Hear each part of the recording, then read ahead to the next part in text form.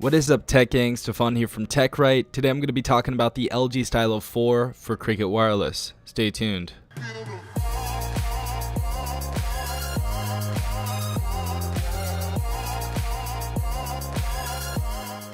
Alright guys, so I've been hearing a lot about the new Cricket Wireless LG Stylo 4, and I've heard a ton of people asking me, yo, TechRight, should I pick this phone up? Is it worth it? Is it worth the $230 price tag, plus $25 activation fee, plus at the very least a $40 plan? And in my opinion, this is a definite no-go. Do not pick up this device. First of all, the Metro PCS version, in my opinion, is better. Now, if we go to the Cricket Wireless version for the LG Stylo 4, we do have an extra gigabyte of RAM, so we have 3 gigabytes of RAM inside this device. But the huge things that they left out inside of the Cricket Wireless version of the LG Stylo 4 is 1, we do not have NFC, and 2, we do not have quick charging. I would rather have 2 gigabytes of RAM than lack those features, because honestly, NFC and battery is more important to me than an extra gigabyte of RAM.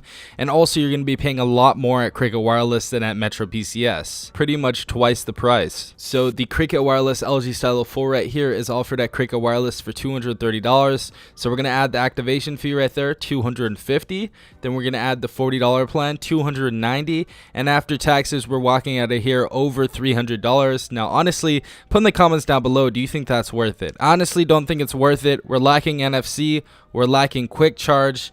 And it's all around just not a mid-range device. I don't think this is worth the mid-range price, and I think Cricket really messed up on their part. Now, on the other hand, I paid under $150 for the Metro PCS version, so if you guys are using Metro PCS, you guys got a really good deal. I even heard people walking out of the store with that phone for $29. Now, in this case, if you're paying under $200, then this is a really, really good deal, and you are getting the NFC, you are getting the quick charge, but the only thing that's lacking is the 1 gigabyte RAM less than the Cricket Wireless model, but honestly still a really good deal for under $200. Now, I know what a ton of you are asking, yo, what should I get then? You know, what other phone should I get? And the obvious answer to me is the Moto E5 Supra. Now, first of all, with the Moto E5 Supra, you're going to be paying almost $70 less for the phone.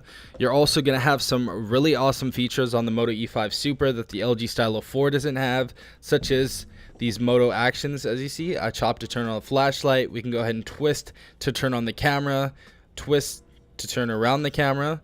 And we just have some really, really cool features on this device. Another thing that we see on this device is a 5,000 milliamp battery. And if you're really into your battery and into conserving your battery life, then this is definitely going to be the phone for you. I've honestly gone a day and a half with this phone, and it just has awesome battery life. We're also sporting a way better camera than the LG Stylo 4 and Cricket Wireless, because we do have laser autofocus on this, clearer pictures and more clear video. Definitely a better camera on the Moto E5 Supra. Another awesome thing that we got on this device that we can compare to the Cricket Wireless LG Stylo 4 is we have an amazing speaker on this device. Now, the speaker does double as your headset, but it's honestly really, really good. If we look at the LG Stylo 4, it's really tinny and super faint, and honestly just a really, really weak speaker. On the other hand, the E5 Supra is just a beast when it comes to media consumption. One other thing that I really love about the Moto E5 Supra definitely has to be the internals. The Moto E5 Supra has 3 gigabytes of RAM, and we have the 435 Snapdragon compared to the 450 on the LG Stylo 4 from Cricket Wireless.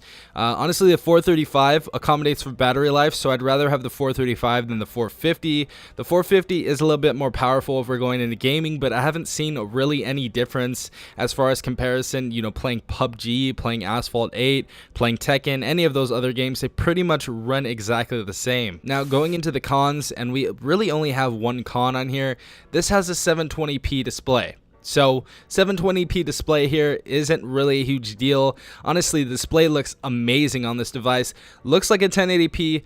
Really can't tell the difference between the Stylo 4 and the Cricket Wireless version of the E5 Supra right here. But yeah, that's really all you have to look at. You know, there's many other pros we can look at, but this is just going to be a really long video if we look at them. You know, we can point one out right here. We have a front-facing LED flash for our camera, so we just have so many pros on this device, you know, including the price of this device. It's just a really, really great package for what you're paying. So if you guys are stuck between the LG Stylo 4 and the Moto E5 Supra, I definitely think you should go with the E5 Supra. better device. You get more bang for your buck inside this device. Better battery, better camera. We have laser autofocus on this. Just a way better device in general. But yeah, tell me what you guys think in the comments down below. If you guys did enjoy this video, please leave a like down below, as well as subscribing if you guys are not a part of the tech gang already. Also hit the notification bell if you guys would like to be notified every time I do upload a video. Without further ado, I'm gonna go ahead and sign out. This has been Stefan from TechRight. Peace out, tech gang.